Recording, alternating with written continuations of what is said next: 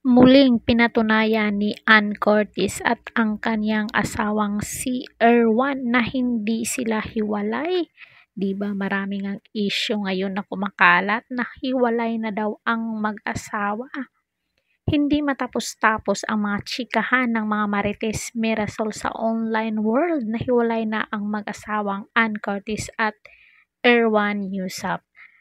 Napansin kasi nila na hindi na madalas magkasama ang dalawa at may mga nakapansin din daw na hindi nasuot ng dalawa ang kanilang wedding ring.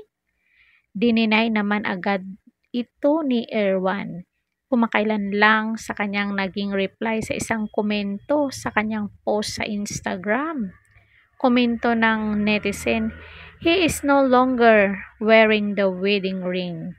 Reply naman ni Erwan, "Lol, you shouldn't believe news from random accounts on Facebook." Oy, tingnan mo, nasupalpal ka tuloy. Dahil tuloy pa rin ang bulong-bulungan na hiwalay na sila, nag-post si Erwan ng photo na magkasama silang kumakain ng misis sa isang restaurant sa Singapore. "Mark safe," say niya sa caption.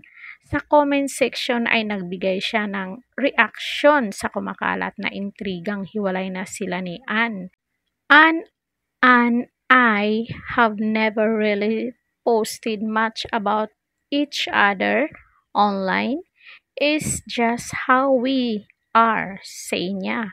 Paliwanag pa niya, "We don't feel the need to prove anything to anyone, but everything has to work on being less gullible. Online information can be weaponized. This was not a big deal, but imagine it's something that was real world repercussions. Just because something has lots of views doesn't make it real. Take a Facebook detox."